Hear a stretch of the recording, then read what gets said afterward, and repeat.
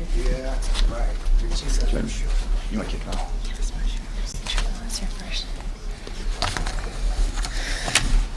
Hi everyone, thanks so much for being here today. I'm Tammy Vaux with the City of Phoenix Communications Office. Just want to give you a really quick rundown of who you're going to hear from today. We've got a lot of folks here from our community who are excited to speak with you today. First of all, you're going to hear from Mayor Greg Stanton with the City of Phoenix, Phoenix Police Chief Joseph Yonner. You're going to hear from 3 of our community leaders, Pastor Warren Stewart Sr. from the First Institutional Baptist Church, Jeremy Helfgott from the Phoenix Human Relations Commission, and Monica Villalobos from the Arizona Hispanic Chamber of Commerce. And in addition, as you can see, we have a really large representation here behind us of city leadership and partners, including members of our Phoenix City Council, the Phoenix City Manager's Office, and our Equal Opportunity Department.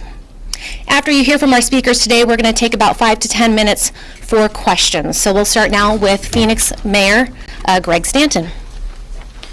All right, thank you, Tammy, very much. Thank you all for being here. I want to thank all these great community leaders standing behind me who came together on very short notice to put out this very important message from not just the city of Phoenix, but community leaders representing all of Phoenix. In addition to those are going to say a few words here in just a moment. I do want to thank my council colleagues who were able to be here, the Vice Mayor, Councilwoman Gallego, Councilman Michael Nowakowski, who chairs our Public Safety Subcommittee. Councilwoman Deborah Stark is with us here today. Iggy Gonzalez, representing the Arizona Hispanic Chamber of Commerce.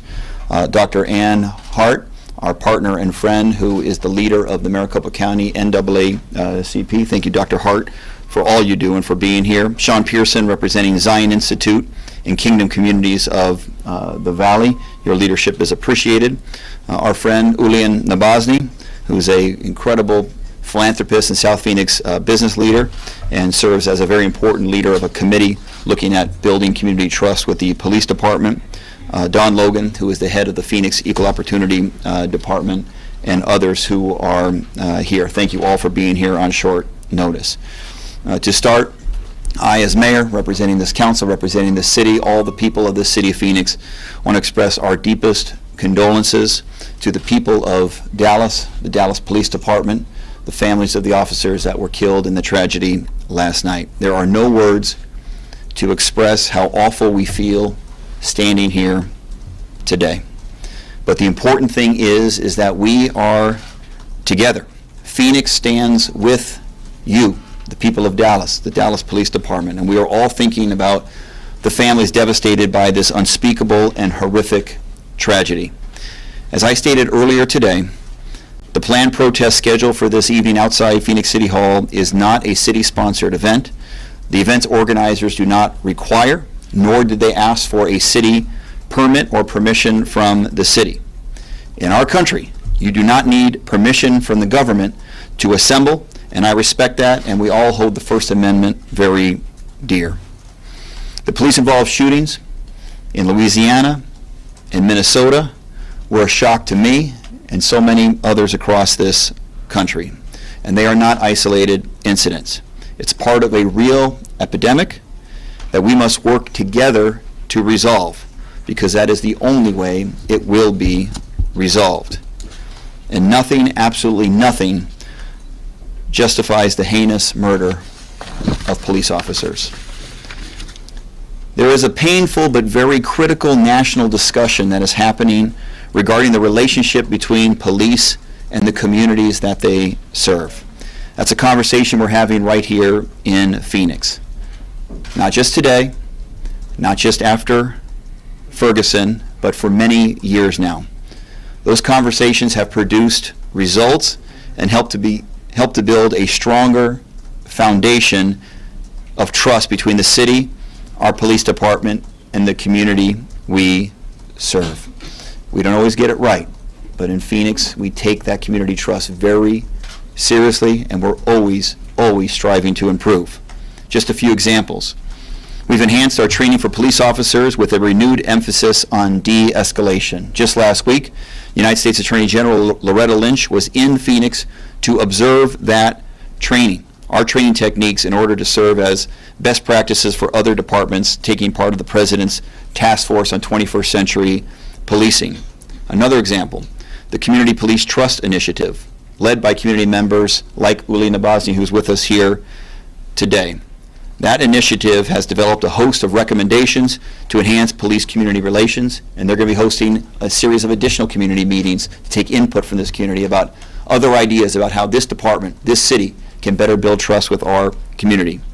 And in our most recent budget, we approved a plan to outfit all of our patrol officers with body cameras over the next few years. Jeremy Helfgott will be talking just a few moments about a hotline that's been set up to help community residents that may be struggling with feelings or anger or angst, and if they want to talk to someone, a professional counselor, we at the city are going to be able to provide that for our community. I've said many times how proud I am of our city, that we are a welcoming and diverse community. That diversity, our diversity, is our greatest strength as a city. But what this week has exposed is a divide here and around the country that cannot be ignored. We together have to find a way to heal our country and move forward. Everything depends on that success. Next to the podium to say a few words is someone I admire greatly. I have a chance to work with him on a day-to-day basis, someone that takes police community trust very, very seriously. It's the highest order, highest priority for him as chief of our department, Chief Joe Yonner. Chief. Thank you, Mayor. Appreciate it. Good afternoon. I'm going to echo a lot of the things what the mayor said. He was right on point. First and foremost, our hearts go out to the Dallas Police Department, the injured officers, their families, the Dallas community. The experience that they had last night was just horrific. It shocked the world, I think. It shocked our country, and it shocked us here in Phoenix. And that is significant. That was a huge event. As soon as that occurred, we started putting information out to our police officers to make sure that their awareness was heightened, to make sure that they were safe and that we're keeping you safe and our community safe. We also, I specifically and others, reached out to a lot of the community leaders that are behind us today, and that is extremely important. We have relationships with our community members. The Phoenix Police Department has engaged in community-based policing, has a community relations bureau. We do a lot of things and interact with our community. So it was nice to have the rapport with a lot of the members of the community that are behind us so that we can work together through this issue. As the mayor pointed out, this is an issue that is not just police and community, it's us together. And we have to figure out how we get through it, and we will. I'm very confident that we will. As far as the safety of Phoenix, our Homeland Defense Bureau is doing everything they can to gather information to ensure that an incident doesn't happen here. We have an event planned tonight, and we're very concerned about it. We're going to have adequate police officers out there, and we're going to ensure the safety of this community. That is always our goal, and that's something we're going to work very hard on today and tonight and through the week. Some of the things that we've enhanced, the mayor talked about them. In this last year, we've given all our police officers at least 40 hours of training. They all attended a module where they had ethics training, where they had use of force training, where they had de-escalation training. We've really enhanced training on the Phoenix Police Department in the last 18 months. We're going to continue to do that. We also engaged in the city manager created a community and police trust initiative. And that group, and Julian Nabozny and Carol Coles-Henry chaired that group, did a great job. Community and Police Trust Initiative. They came up with 15 recommendations. We are working through those recommendations as we speak so that we have better trust with our community. You know, the bottom line here is these are significant events. We are Phoenix, Arizona. We have a relationship with our community, and our community has a relationship with our police department. That doesn't mean we can't improve. That doesn't mean we're going to not have any issues. We're going to have issues. We're the 6th largest city in the United States. But together, we can work through those issues. Our goal is that people can protest. They can walk the streets, and they have their First Amendment rights, and we're going to ensure that they have those rights. But we have to do it safe, we have to do it smart, and we don't want anybody to get hurt. So as we move forward, that's my message. For anything that happens tonight, tomorrow, next week, let's be safe. Exercise your rights, we'll protect them, and we'll try to do our best to keep you safe. So thank you very much. Next up to the podium is Pastor Warren Stewart. Thank you, Mayor. Thank you, Chief. In light of the horrific deaths of 7 people this past week, we stand together. We stand shocked. We stand grieved. But we stand willing to work together. That's the reason that after prayerful discussion, I recommended to our chief this morning that we have a press conference to show that Phoenix stands together. We have our disagreements, we have our agreements, but we stand together and we will do everything within our power and with the help of God that what happened in Louisiana, what happened in Minnesota, what happened in Dallas will not happen here. And so we urge all people to come together and remember that we are all made in the image and likeness of God, and that Jesus even said, "Put away your sword, for the one who takes the sword will perish by the sword." Martin Luther King Jr., who died himself by violence, said, "Violence begets violence." And so I'm just here to encourage all of us, to our city, our valley, our mayor, our council members, our community members, my brothers and sisters who are hurting. People are hurting. What we saw on the television in Louisiana and in Minnesota was shocking. It was unbelievable. It has caused warranted anger, as well as what happened last night in Dallas. Terrible. None of it has been justified. So as I close, I simply say again to all of us, we stand together. We will hold this city together. We will work out our differences together and try to bring an end to this, to some of the consequences of systemic racism that affects millions upon millions of people on a daily basis. Thank you very much. Thank you, Pastor, so very much for being here. This is your idea, your leadership now and for so many years to make this city a better place. Next up to the podium is the chair of the Phoenix Human Relations Commission, Jeremy Helfgott. Thank you very much, Mayor Stanton, Chief Yonner, Pastor Stewart. I want to echo what the pastor just said because we are hearing it from our community. We know that we have members of our community who have seen difficult images, heard difficult stories, and been through what's really a collective community trauma for our entire nation over the past several days. Yesterday, a request was made of the city to help marshal resources to provide counseling resources for individuals who feel like they may need it. And I want to share that information with you now. Our partner, Mercy Maricopa Integrated Care, is the Regional Behavioral Health Authority for Maricopa County. In times of tragedy, they put up and staff a special hotline for individuals who do need support. That number is 1-800-203-CARE. It's 800-203-2273. This number has been activated since this morning, and there will also be this information posted at www.crisisnetwork.org. Again, that's www.crisisnetwork.org.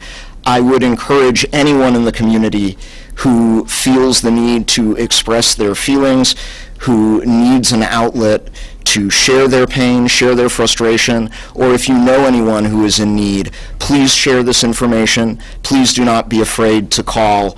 We know that there are positive outlets for our feelings. Violence is not the answer. I do want to say for the past 2 years, the Phoenix Commission on Human Relations has been working with the Phoenix Police Department and with our community. We're working at bridging the gaps that exist. We know that there are concerns. We know that there are individuals in the community who do have fears. And I just want to say that we will be here continuing to represent the community to make sure that the voices of our wonderfully diverse Phoenix community are heard and represented, and to ensure that anybody who does have a concern has a body that the public can come to and have those concerns heard. I thank you very much. Thank you so much, Jeremy, for those comments, your suggestion that we set up the hotline. Next to the podium, representing the Arizona Hispanic Chamber of Commerce, is Monica Villalobos. Thank you, Mayor Stanton, and to all the community leaders here for really pushing forward and advocating for a peaceful assembly. On behalf of the Arizona Hispanic Chamber, I want to encourage the entire state to stand as a beacon of hope. Understand that we are more alike than different. I want to echo U.S. Attorney General Loretta Lynch's comments. Reactions should be calm, peaceful, but determined, not violent.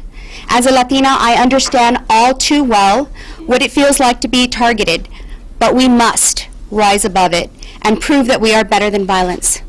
As a mother, I understand the critical role that we play in the lives of our children, and we must rise above it and demonstrate to our children that we are better than violence. As a resident of Arizona, I understand that while we have many barriers to overcome in understanding the importance of diversity, we must rise above it and prove to the rest of the nation that we can lead in these trying and difficult times.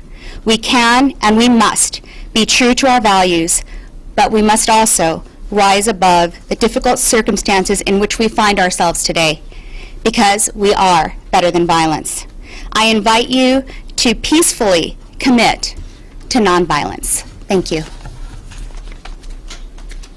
Thank you very much, Monica. That's all of the formal speakers that we'll have here today. Obviously, we have many of our top community leaders here with us today who came here on very short notice, so I owe you a huge debt of gratitude. And as was mentioned at the beginning, we'll now take a few questions, if you have any, for myself or any members of this this group up here, please. Yes, Chief Yonner. Chief, go ahead. Is it fairly accurate to say that you would prefer that the protest this evening be postponed? Is that accurate, or what's your reaction to that? Is that something that you've indicated to the protesters, or you prefer it to be delayed, or what's your thought? Yeah, that's accurate. I would like to see it delayed. I think emotions are high right now. We don't want to discourage people's rights, but today, it's Friday night, 8:30 at night, emotions are high. We can do it next Wednesday. You can do it next Friday. We can have time to plan for it. We can work together so it's a more successful event. It's very quickly done. I'm concerned about it, and yes, the answer is I wish it was postponed. Have you been working with the organizer to kind of plan that? Has there been a lot of talks about what's going on with the protest? We're working, trying to establish what is going to occur, where they're going to be marching. So we'll continue to work until 8 o'clock tonight and reach out to that group and try to do our best to accommodate their needs and make sure our city's safe. We've heard they're shooting a movie on Central. The movie's being shot on Central in the path of where this march is going to be happening tonight. Have you heard about that? I'm not aware of that. I have no knowledge of that. Chief Yonner? Yes. There's other police departments, other cities that are doing things such as changing the patrol strategy, like 2 officers per patrol vehicle, things like that. Can you say if the Phoenix Police Department's doing anything differently, even temporarily? Yeah, we're doing several things different. As information started coming in, we pushed it out to our police officers late last night, early this morning. We have a Arizona Counterterrorism Center that we participate in, and we're getting all the latest information from all across the country and pushing that out to our officers. We have increased our 2-person units. We're not going to all 2-person units, but we have increased those in some of our high crime areas based on supervisory discretion of knowing what those areas are. So we've changed a few things, and we're going to continue to adjust to make sure our officers are safe and make sure they're efficient in providing the service to the community. Chief Dallas had seemed to have used some of the same tactics and lessons that you have used in reaching out to the community.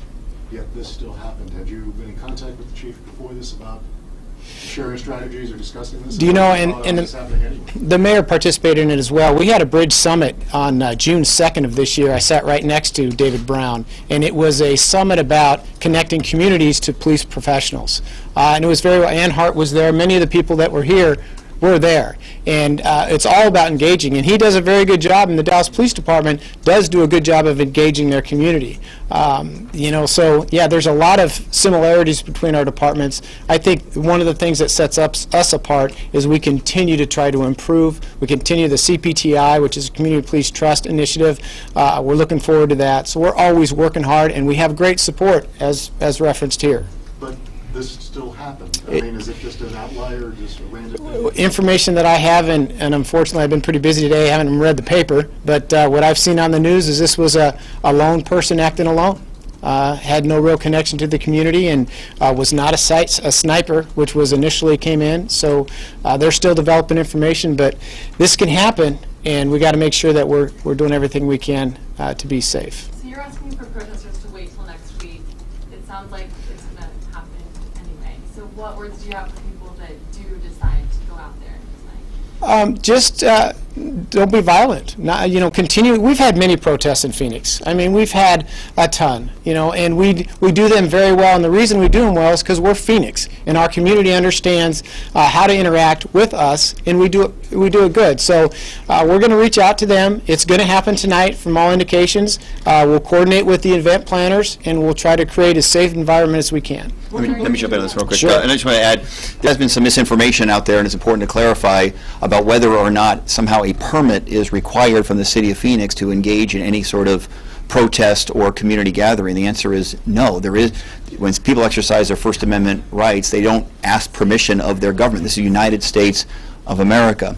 The chief and myself and many others have suggested that that this is not a good idea to have this protest tonight for both community safety as well as officer safety. But if the protest goes on as planned, this chief has the full support of myself and the members of the council standing behind you and all council members to give them all the resources that they need to make sure that that protest, that event, go on as safely as possible, safely for the community members and safety for the officers themselves. It is a incredible balance that our chief strikes very well to make sure when events, protests occur, that it doesn't look like a police state, but they have enough officers available in case something were to happen. That's what great police work is, and that's exactly what the balance that our chief does an outstanding job striking. Tactically, what can police do to protect themselves? Oh, sorry, Pastor Stewart had a comment on that. I apologize.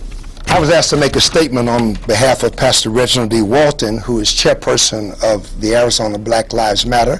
He's in New York City getting married this weekend. So he's in a good place to be right now. But he sent this message.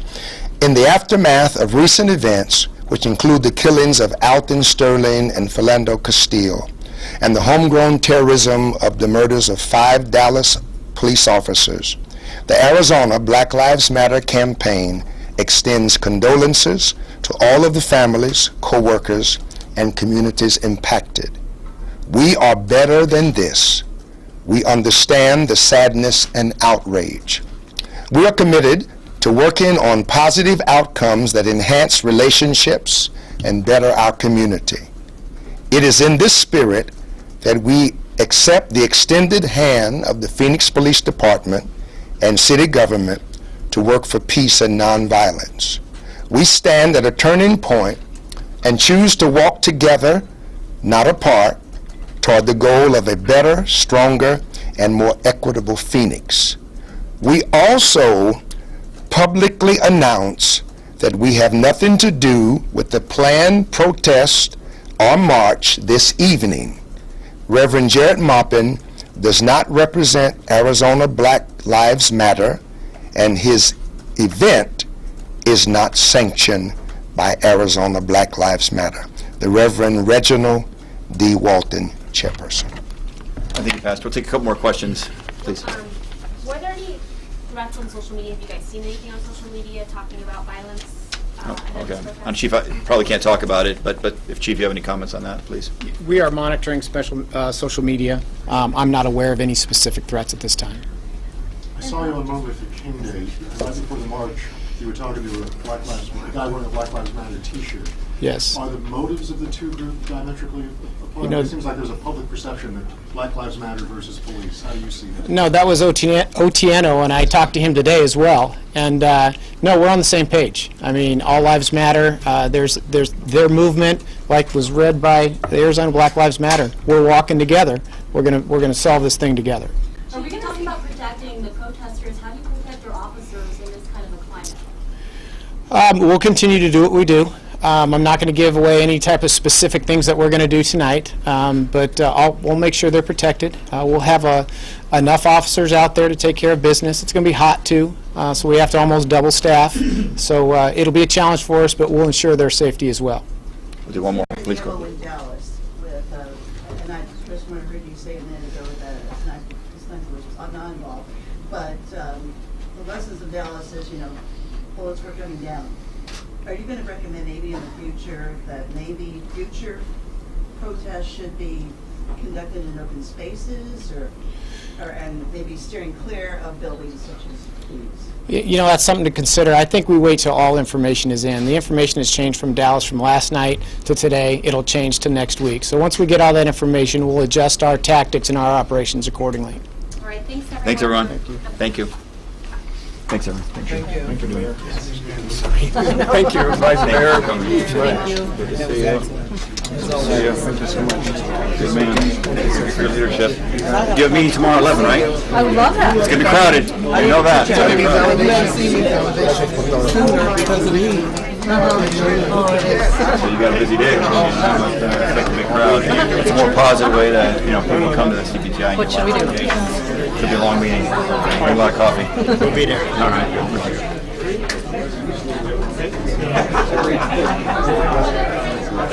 Thank you. Thank you guys for coming. I'm where I need to be. Thanks for Thank